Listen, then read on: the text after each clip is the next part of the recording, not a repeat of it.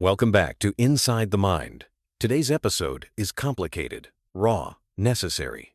We're unpacking what it feels like to love and lose someone with intense emotional traits, borderline patterns, narcissistic patterns, and more importantly, how you actually recover afterward. Sid, where do we even start? With a disclaimer, because this matters. We're not therapists and not diagnosing anyone. What we discuss is based on evidence, psychology, lived experiences, expert material, and real emotional navigation. This episode exists for awareness, closure, and clarity, not for labels. You once said loving someone with these patterns feels like trying to stand still in an earthquake. Is that what you meant? Exactly. Let me paint the picture through a hypothetical example, someone I'll call Liza. When I met Liza, everything was intensity. The highs were cinematic, but the lows were sudden, unpredictable, volcanic. One day she was loving and warm, the next day arguments and storm-level reactions. Later, through counseling, I learned she carried deep abandonment, fear, identity instability, and emotion regulation challenges, matching BPD traits. But at the time, I thought, if I love harder, she'll calm. If I stay steady, the storms will stop. If I explain things logically, she won't explode. That's the trap. A lot of listeners need concrete examples. What does emotional volatility actually look like in real life? It looks like this. Sudden rage when you come home and ask about her day, she snaps. Not because you said something wrong, but because she's overwhelmed and you're the safest target. Family splitting, Liza fought with her mother, then her brother, then insisted I shouldn't talk to them. That's splitting. All good or all bad. Past trauma showing up as chaos. She talked about trying to jump out of a car in a previous relationship, running away, filing complaints under emotional stress, aggression under stress. If triggered by silence, criticism, or stress, she'd yell, break down, or threaten to leave. Dependence and devaluation. One day, you're the only one who understands me. Next day, you ruined my life. Emotional attachments flipping overnight, she'd pack bags, want to run, block and unblock me. Constant third-party involvement whenever she was angry. She'd call her mother or brother, disclosing private details and escalating tension.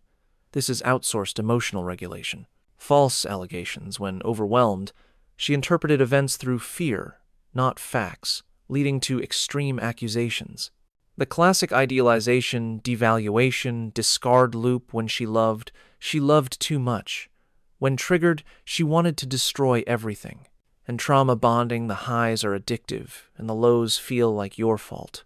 Listeners always ask, why do people stay so long in relationships like these? Because the relationship tricks your nervous system. At the beginning, it's magical.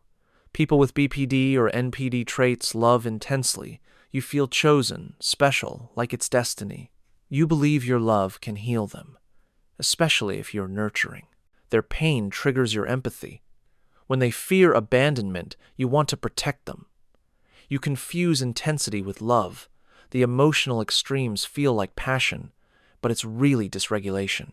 Over time, you lose yourself, adjusting your words and behavior, walking on eggshells.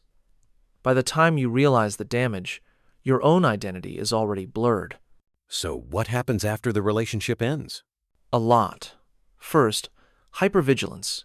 You stay alert even when alone because your nervous system expects the next explosion. Guilt you keep questioning if you could have handled things better. Emotional exhaustion from being constantly responsible for two people's emotions. Identity loss. You don't know who you are without the crisis. Unprocessed trauma, your body remembers the shouting, the sudden anger, the abandonment threats. This isn't just love withdrawal. It's a nervous system crash. Let's put this in psychological context. Again, no diagnosis, just education. BPD traits often involve emotional dysregulation, impulsivity, black and white thinking, unstable sense of self, abandonment, fear, extreme reactions, rapid attachment shifts, self-harming narratives or threats, blame shifting, intense dependency, and sudden withdrawal.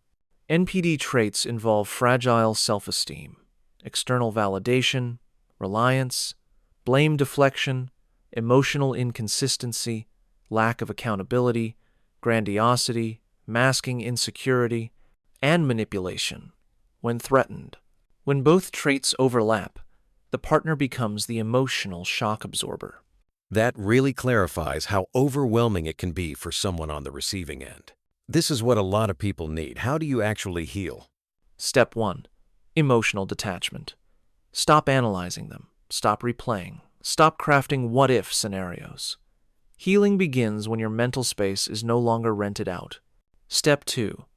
Nervous system reset.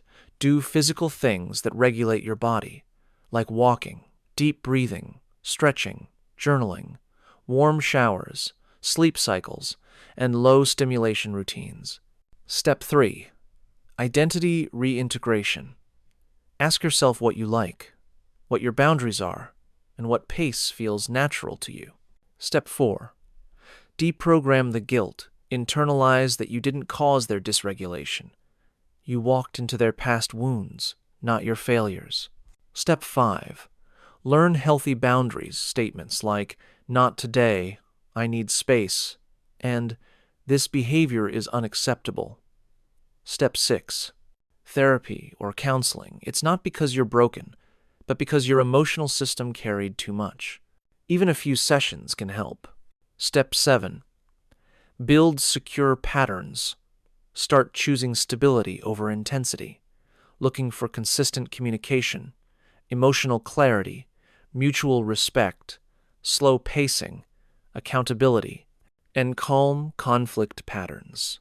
That's how you avoid repeating the cycle. Here's what loving someone with unstable patterns teaches you. You can love deeply, but you need boundaries. You can support someone, but you can't fix them. Loyalty is beautiful, but self-respect is essential. Emotional storms aren't passion, they're dysregulation. Stability is underrated, but it's the real luxury. Those are powerful lessons, Sid. This was heavy, but necessary. Recovery is a journey, and if you're listening, you're already taking the first step. Exactly. You're not moving on, you're moving back to yourself. Thanks for joining us. If this episode helped even a little, you're not alone. And remember, awareness isn't judgment, it's freedom.